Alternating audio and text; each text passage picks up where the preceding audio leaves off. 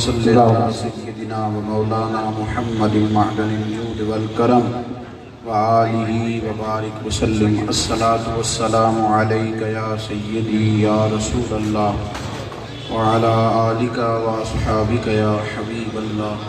تمام تعریفیں حمد و ثنا اللہ تعالیٰ جل جلالہ کے لیے، درود و سلام نبی اکرم نور مجسم شفیع معظم احمد مصطفیٰ جناب حضرت محمد مصطفیٰ اعلیٰ تحیت و ثنا کی ذات والا صفات کے لیے حمد و صلات کے بعد، عزیز دوستو، بزرگوں، بھائیوں، بالخصوص اسٹیج پر جلوہ فرما حضرات، علماء کرام، مشائخ اعظام، سادات کرام، بڑی خوبصورت محفل مبارکہ ہے، بڑی محنت کے ساتھ احباب نے اس کا اہتمام فرمایا ہے۔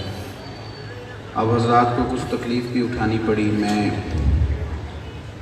دیے ہوئے وقت کے مطابق ہی نکل آیا تھا، لیکن روڈ پر ٹریفک بہت دیر تک جام رہی اور ایک طویل انتظار کے بعد ہمیں وہاں سے نکلنا ہوا۔ اب اس پر مشکل یہ ہے کہ ہمیں حیدرآباد بھی جانا ہے۔ سبحان اللہ۔ عدم سے لائی ہے ہستی میں آرزو رسول، اور کہاں کہاں لیے پھرتی ہے جستجو رسول۔ سبحان اللہ۔ چند باتیں آپ کی خدمت میں عرض کرنی ہے، میں چاہوں گا آپ میری بات پر توجہ فرمائیں۔ نبی پاک صلی اللہ تعالیٰ علیہ وسلم کو اللہ تعالیٰ نے بے شمار فضائل، خصائل اور شانیں عطا فرمائیں۔ حضور شاہد بھی ہیں، مبشر بھی ہیں، نذیر بھی ہیں،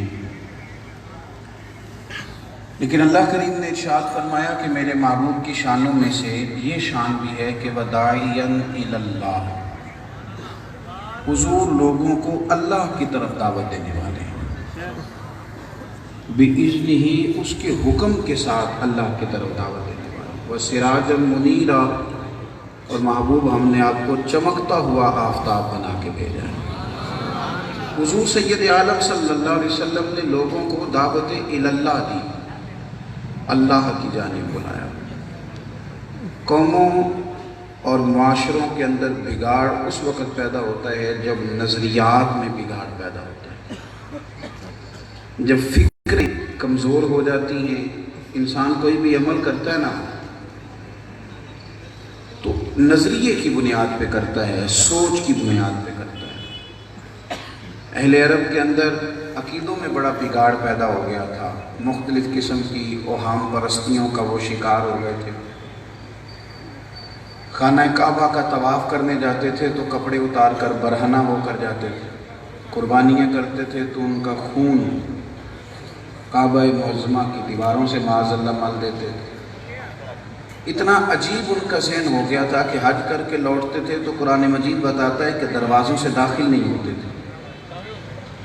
اوہام پرستی، کمزور مزاج، آج بھی ایک محنت کی گئی ہے۔ کچھ لبرل لوگ ہیں جو کہتے ہیں کہ معاذ اللہ سارا کچھ آپ کی ٹیکنالوجی سے ہی بنے گا، آپ سائنس میں ہی آگے جائیں گے تو پھر ہی کام بنے گا۔ وہ بھی افراط و تفرید کا شکار ہیں۔ کچھ جاہل قسم کے صوفیاء، کچھ نادان ادیب، کچھ شاعر، اور پھر ان کے دیکھا دیکھی کچھ سیاستدان جو کہنے لگے معاذ اللہ سارے روپ اللہ کے ہیں جی، جو جس کو بھی پکارتا ہے سارے روپ اللہ کے۔ ان بیوقوفوں کو نہیں پتا اگر سارے روپ ہی اللہ کے تھے تو پھر سرکار نے بتوں کے خلاف جہاد کیوں فرمایا؟ لا الہ الا اللہ کی دعوت نبی پاک علیہ السلام نے اتنی جد و جہد کے ساتھ کی۔ اللہ وحدہ لا شریک ہے، یہ مسلمہ عقیدہ ہے، مسلم۔ اعلیٰ حضرت بریلوی سے جب کسی نے کہا کہ سجدہ تعظیمی کے بارے میں آپ بتائیے تو محتاط قدم ہے بریلی کے امام کا، کہہ دینا چاہیے تھا حرام ہے، لیکن فرماتے ہیں حرام ہے، حرام ہے، اشد حرام ہے۔ سبحان اللہ۔ اتنی تاکیدیں لگا دی۔ عقیدہ توحید کی مضبوطی جان ہے۔ پھر کچھ تعویذ دھاگے والے لوگ بھی آئے۔ تعویذ کرنا بالکل جائز ہے، اس کی بے شمار برکات ہیں، پر تعویذ کے نام پر لوگوں کو کمزور تو نہیں نہ کر دینا چاہیے۔ ہر آدمی کچھ چکر میں ڈال دینا کہ تجھے جادو ہو گیا۔ اور ہر شخص کو اس پریشانی میں مبتلا کر دینا. آپ بڑے خوبصورت نعرے لگا رہے تھے حضور غوث پاک کے، اور حضور غوث پاک کی تو ساری زندگی پڑھ لیں، تعویذ تو ملتے ہی نہیں کہیں بھی. جمعرات کو لکھتے تھے کہ پیر والے دن لکھتے تھے؟ اتوار کو تعویذ دیتے تھے کہ جمعے سے پہلے دیتے؟ وہ تو کتاب و سنت کا درس دیتے. کمزور کر دیا گیا لوگوں کو. کمزور نہ بنے. آپ اپنے ہاتھوں میں رسول کائنات کا دامن تھامیں، اللہ کے ولیوں کی نسبت رکھیں اور عقیدہ توحید مضبوط رکھیں. سبحان اللہ. آپ کو یہ نفع دے گا. آپ دیکھیں حضور کس طرح تربیت فرماتے ہیں. حضرت ابو بکر صدیق رضی اللہ تعالیٰ عنہ فرماتے ہیں غار میں تھا اور حضور تھے. جو گرفتار کرنے والے کفار تھے وہ غار ثور کے دروازے تک آ گئے. درمیان میں پردہ کیا رہ گیا؟ مکڑی کا جالا. پھونک مارے تو اڑ جائے. نوجوان میری بات پر خاص غور کریں. جو کہتے ہیں جی کیسے ہوگا، کس طرح ہوگا؟ دروازے تک آ گئے، مکڑی کا جالا دیوار ہے، پھونک ماریں گے اڑ جائے گا. جناب صدیق اکبر رضی اللہ تعالیٰ عنہ کہتے ہیں ہم دو اندر تھے، نہ کوئی تلوار، نہ کوئی زرہ، نہ کوئی اسلحہ. وہ تلواریں نیزے لیے دروازے تک آ گئے. جناب صدیق اکبر گھبرائے، اپنے لیے نہیں، رسول کریم کے لیے. فرماتے ہیں جب میرے چہرے پہ گھبراہٹ دیکھی اور میں نے عرض کی حضور وہ تو آ گئے. یہ ہے آپ کا عقیدہ توحید، یہ ہے نبی پاک کی داعی اللہ کی شان. حضور وہ تو آ گئے، اور وہ پیروں کی طرف دیکھیں گے تو گرفتار کر لیں گے. آپ کیا کرنا ہے؟ وہ تو آ گئے. قربان جائیں. ایک بندے کو کہہ دیا ڈاکٹر صاحب نے کہ 2 ہفتے کے بعد مر جائے گا. کچھ ایسے ہوتے ہیں جو سنتے ہی مر جاتے ہیں، اور کچھ ڈاکٹر کی بات سن کے مسکراتے ہیں، کہتے ہیں ٹھیک ہے تو اپنے علم کے مطابق ٹھیک کہہ رہا ہے، پر ہوگا تو وہ نہ جو میرا رب چاہے گا. یہ مضبوط نظریہ ہے، یہ افکار کا حسن ہے اگر نصیب ہو تو. اور اگر یہ نصیب ہو جائے نا، پھر بندہ پیسے کمانے کے لیے چاپلوسی نہیں کرتا، کہ دنیا داروں کے دروازوں پہ نہیں جاتا، شہرت حاصل کرنے کے لیے سازش نہیں کرتا. پھر وہ بندے راضی کرنے کی بجائے رب کریم کو راضی کرتا ہے، پھر وہ اللہ کو راضی کرتا ہے. اگر یہ نظریہ پختہ ہوا ہے. جناب صدیق اکبر کہتے ہیں میں نے کہا حضور کو تو آ گئے، اب عقل یہ کہتی ہے کہ کوئی چارہ نہیں ظاہراً ان سے بچنے کا. اور رسول کریم نے کیا بتایا؟ اب میری بات کو سمجھیں اور جوان بالخصوص سمجھیں. آپ سارے ڈھونڈتے پھرتے ہیں کہ کوئی سیٹھ مہربان ہوگا تو پھر کامیاب ہوں گے. دیکھو حضور نے کیا بتایا. غلط گائیڈ کرتے ہیں تمہیں لوگ جو کہتے ہیں شاید صرف اسلحے کے زور پر کامیابی ہوتی ہے. قرآن مجید کہتا ہے کہ سرکار دو عالم علیہ السلام نے جناب صدیق اکبر سے کہا لا تحزن، ابو بکر غم نہ کر. ظاہر نہ کو اندر کوئی اسلحہ کے چلا دیں گے، نہ باہر کوئی فوج، اور وہ تو آ گئے. غم نہ کروں سرکار، وہ تو آ گئے تو کیوں نہ کروں غم. اور میں لا تحزن، غم نہ کر، اس لیے نہ کر ان اللہ معنا، اللہ ہمارے ساتھ. جن کے ساتھ رب کریم ہو انہیں غم. نبی پاک نے میدان احد میں کہا تھا جناب فاروق اعظم سے، آپ سے کہہ دو تم تو کسی کو مولا ہی نہیں مانتے، ہمارا تو مولا ہے. جو رب کریم والے ہوتے ہیں وہ گھبرایا. کیا کہتے ہیں اقبال کہ رات دن کے پختہ نظر جن کی خدا پر ہو، تلاقم خیز موجوں سے وہ گھبرایا نہیں. اپنے اندر فکری مضبوطی پیدا کر، فکری. ان کے ساتھ رب کریم ہو، انہیں ضرورت ہے اکرام اور اوہام پرستیوں کا شکار نہ ہو. میں ایک آستانے کا غلام ہوں. میں سمجھتا ہوں کہ یہ جو طریقت تحقیری ہوئی ہے یہ تو دین کی جان ہے، لیکن ہم نے کسی اوہام پرستی کا شکار ہے. صوفی علماء کو توحید بتاتے ہیں اور صوفیاء کو توحید چکھا دیا کرتے ہیں. تو چکھا دیتے ہیں صاحب، تو چکھی ہوئی توحید والے لوگ بھی کمزور ہوں گے. وہ جناب فلانا کہہ گیا تھا، فلانے نے کر دیا تھا، کالی بلی رسنا کاٹ گئی. اور میں نے کہا تیرے کالی بلی رسنا کاٹ گئی، میرا کوئی کالی کاٹ بھی رسنا کاٹ جاتی ہے، کیا کیا جائے گا. مطلب کچی باتیں، کمزور گفتگو، یہ صاحب ایمان کو زیبا. اور کوئی بات ایسی ہو بھی، دیکھو عقیدہ توحید کتنا اہم کام ہے. نبی پاک صلی اللہ علیہ وسلم نے ساری مسلم میں آتا ہے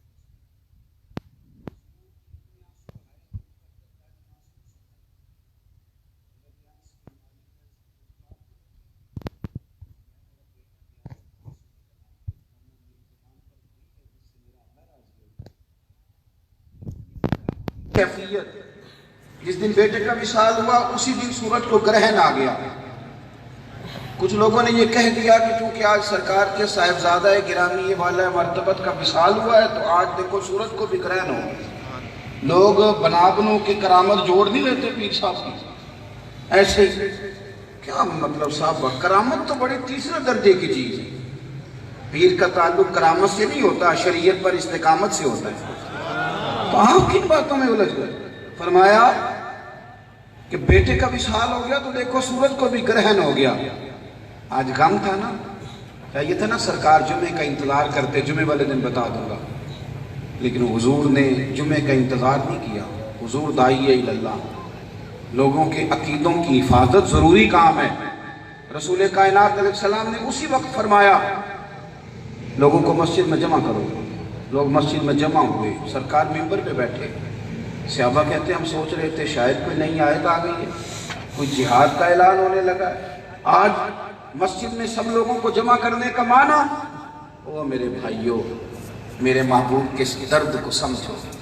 तुम्हारा अकीदों पे मजबूत होना इतना जरूरी है कि ये आंसुओं का दिन था और रसूल करीम ने मिंबर सजा के फरमाया लोगों सुनो, सूरज और चांद को ग्रहण लगे तो तस्बीह पढ़ा करो, इस्तिगफार पढ़ा करो, नफल पढ़ा करो।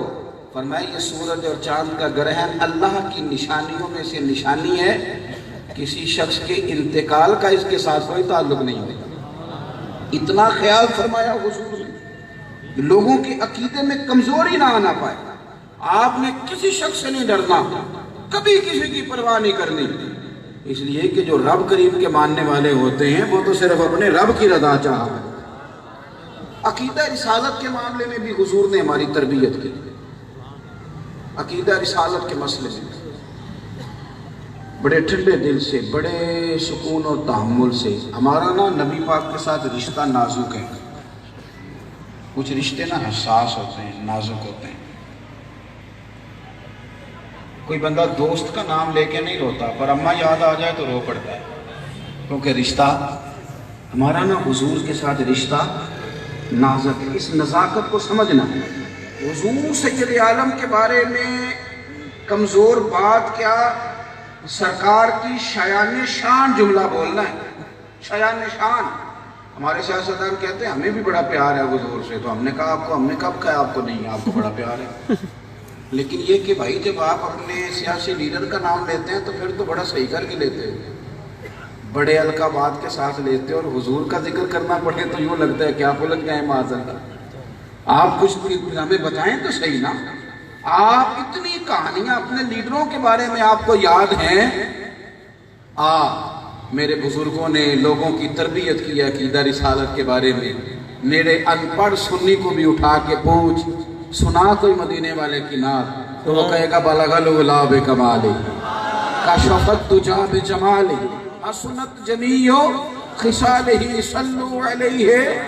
अरबी नहीं आती, तर्जुमा नहीं आता, पर उसे कहें यार कसीदा सुना, पर उनका तो मौला यसल्ली वसल्लिम दाइमन अबदा। ये तरबियत की है। आप भी तो यहाँ आए, हुजूर के बारे में हमेशा सोच बड़ी रखनी है। किस तरह की रखनी है? बड़ी रखनी है। जवान बोले, किस तरह की? बड़ी रखनी है। बड़ी सोच, वसी। सरकार की शान वराउल वरा, यानी सबसे औला हो आला और सबसे बाला हो आला।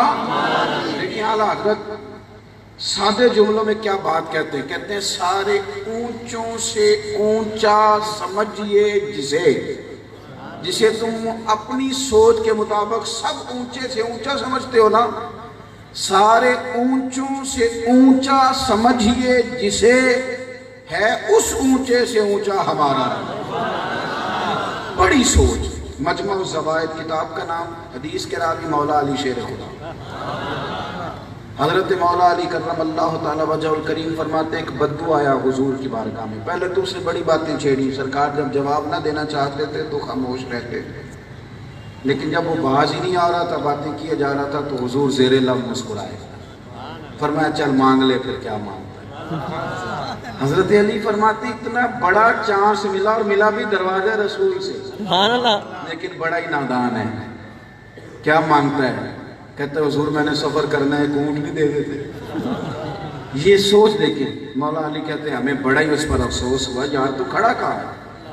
تو بارگاہ دیکھ اور مانگا کیا تو نے ایک اونٹ؟ کیا بات کرتا؟ حضور مسکرائے، گویا سرکار نے بھی فرمایا تو کیا مانگ رہا ہے یار؟ فرمایا چل اونٹ تو تجھے دیا، ایک چانس اور دیتے ہیں، کچھ اور مانگ لے، اب تنگی یہ داماں پہ نہ جا، اور بھی کچھ مانگ لینا کچھ اور۔ کہنے لگا ٹھیک ہے، اگر کچھ اور دینا چاہتے ہیں تو اونٹ پہ ڈالنے کے لیے کجاوا بھی دے دیں۔ حضرت علی کہتے ہیں بڑا افسوس ہوا یار، تو کیا شخص ہے، تو بارگاہ دیکھ اور اپنا سوال دیکھ۔ سرکار بھی مسکرائے اور فرمایا چل ایک چانس اور دیا، لیکن نہیں، مزہ نہیں آیا۔ بندہ حضرت علی کہتے ہیں کمزور تھا۔ میں نے کہا حضور کے بارے میں سوچ بڑی رکھنی، بڑی، چھوٹی نہیں۔ بات کھڑا کہاں ہے، اور تیسری دفعہ چانس ملا، اور گولڈن چانس ملا، کچھ اور مانگ لے۔ کہنے لگا ٹھیک ہے، اگر اور دینا چاہتے ہیں تو میرا سفر بڑا لمبا ہے، آنے جانے کا خرچہ بھی دے دو۔ میرا دل کرتا ہے نعت خانوں کو اور خطیبوں کو یہ حدیث سنایا کرو، حضور کے نام پہ مانگتے ہو تو خرچے مانگتے ہو۔ خدا سے ڈرو، کرو مد ہے اہل دول رضا، اور پڑے اس بلا میں میری بلا، اور میں گدا ہوں اپنے کریم کا۔ سبحان اللہ۔ میرا دین پارا ہے نا۔ اعلیٰ حضرت بریلوی نہ گئے دکان پہ تیل لینے دکاندار سے، تو بوتل دی، اس کو کہا سرسوں کے تیل کی بھر دو، بھر دی، فرمایا کتنے پیسے؟ کہنے لگا ویسے تو 5 آنے کی ہے، آپ ہمارے عالم میں آپ 3 آنے دے دیں۔ تو فاضل بریلوی نے پورے 5 دیے، فرمایا تو سارے رکھ، میں اپنا علم 2 آنے کا نہیں بیچا کروں۔ کرو مد ہے اہل دول رضا، اور پڑے اس بلا میں میری بلا، میں تو گدا ہوں اپنے کریم کا۔ سبحان اللہ۔ میرا دین پارا ہے نہ۔ تیسری دفعہ چانس دیا تو کہنے لگا جی آپ نہ آنے جانے کا خرچہ بھی دے دیں۔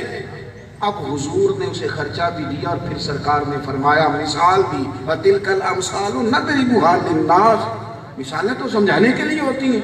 حضور نے مثال دی، لوگوں کو بتایا کہ تم نے ذات رسالت کے بارے میں بڑا ذہن رکھنا ہے۔ بڑا کیا کہ بعد از خدا بزرگ تم۔ قصہ مختصر، حضور فرمانے لگے بولے آدمی، تجھ سے تو وہ بنی اسرائیل کی بوڑھی اچھی تھی۔ حضرت موسیٰ کلیم علیہ السلام کو حکم ہوا کہ ہجرت کر رہے ہو تو یہاں جناب یوسف مدفون ہیں، تو ان کے مزار سے ان کا تابوت بھی نکال کے لیتے جاؤ۔ تو جناب موسیٰ تلاش کرنے لگے، کس کو پتہ ہے؟ خبر ملی کہ یہ بوڑھی جانتی ہے ان کا مزار کہاں ہے۔ دیکھو یہ مزارات کا معاملہ کتنا پرانا ہے، اور اس کو تبرک جاننا یہ کتنا پرانا، اور بیان کون کر رہا ہے؟ خود رسول کائنات علیہ السلام۔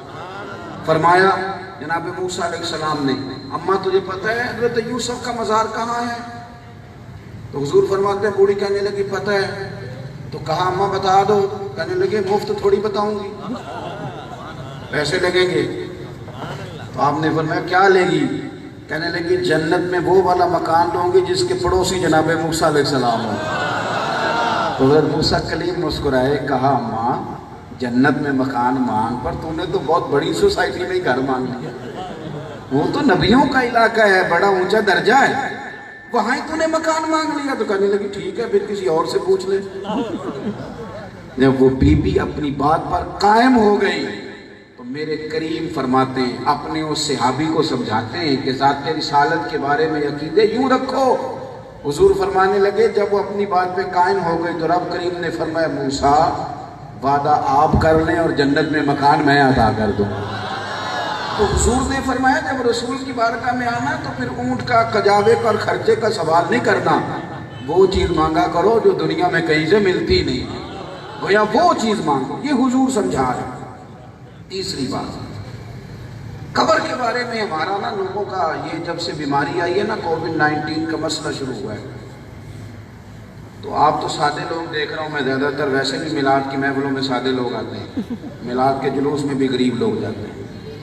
امیر لوگ تو تب جائیں گے جب کوئی سیاسی جلوس نکلے گا، پھر وہ کسی مفتی سے فتویٰ بھی نہیں پوچھتے کہ جانا چاہیے کہ نہیں جانا چاہیے، وہ چلے جاتے ہیں، نکل جاتے ہیں۔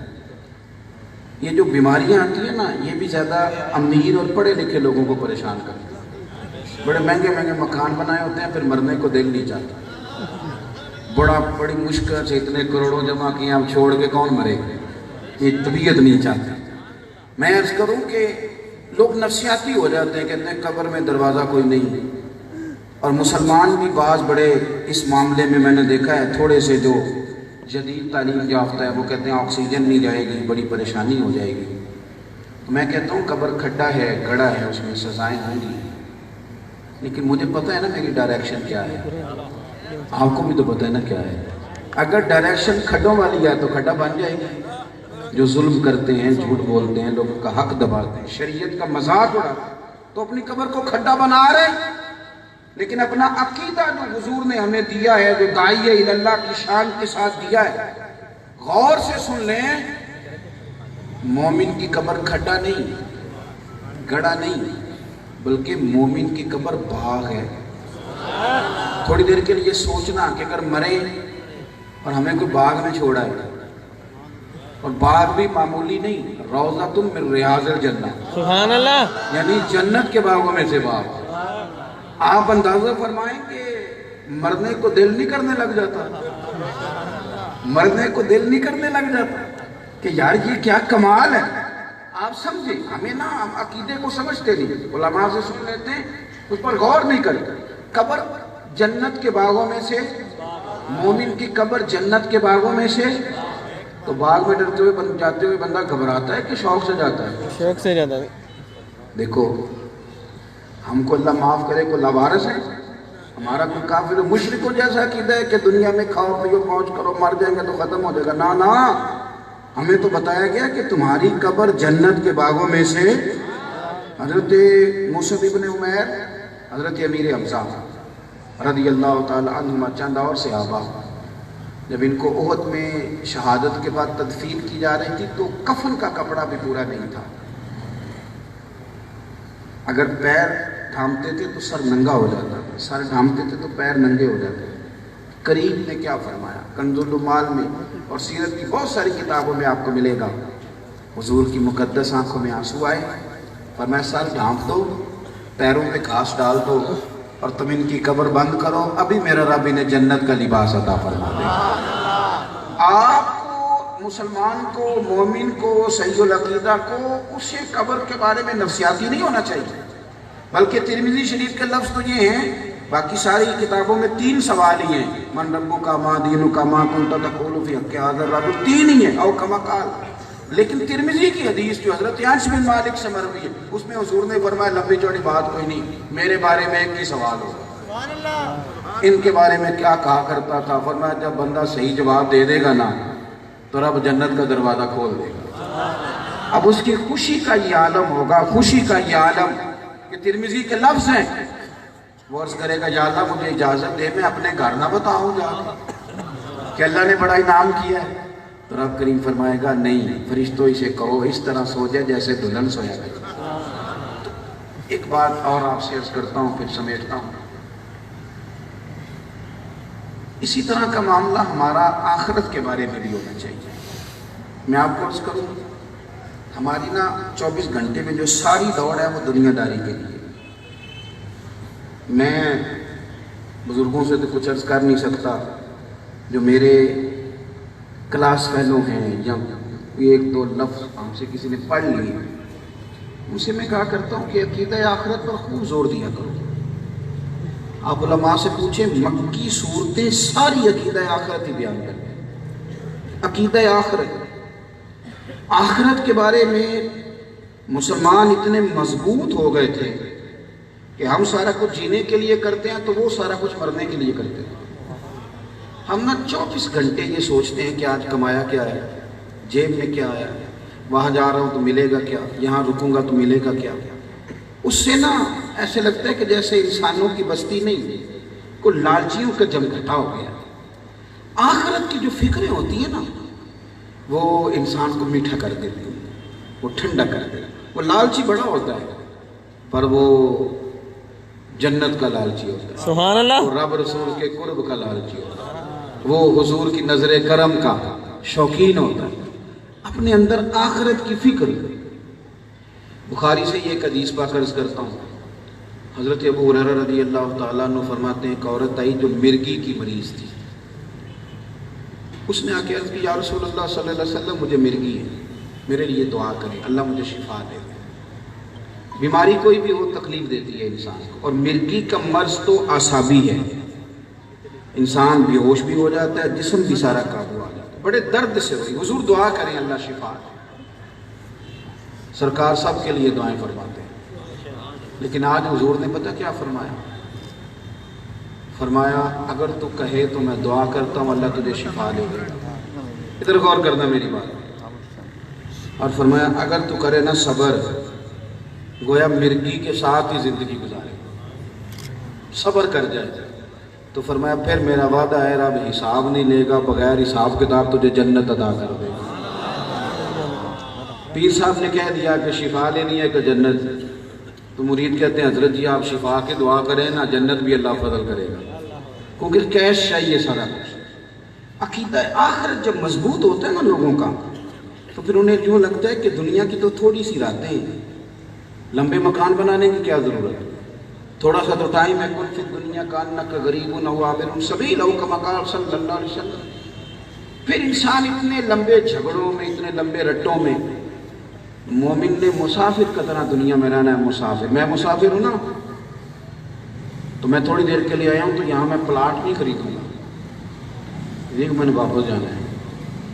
ہوائی اڈے پہ کبھی آپ نے دیکھا ہے لوگ جھگڑا کرتے ہوں کہ یہاں میری کرسی ہے، کیونکہ انہیں پتہ ہے کہ ابھی فلائٹ آنی ہے اور ہم نے چلے جانا ہے۔ بیگ رکھا بھی ہو، کوئی بیٹھ بھی جائے تو لوگ جھگڑا نہیں کرتے۔ مسافر جھگڑے، ہمیں تو حضور نے کہا تھا تو مسافر ہو، لیکن ہمارے جھگڑے اللہ خیر کرے، نہ اسمبلی میں ختم ہوتے ہیں نہ باہر ختم ہوتے ہیں، جھگڑا ختم ہی نہیں ہوتا، ہم کسی کو گنجائش ہی نہیں دیتے۔ میں مذہبی لوگوں کی منت کرتا رہتا ہوں، میں کہتا ہوں اہل حق خدا کا واسطہ بس کریں، ایک دوسرے کے لیے تھوڑا سینہ کھول دیں، آپ پیار کریں۔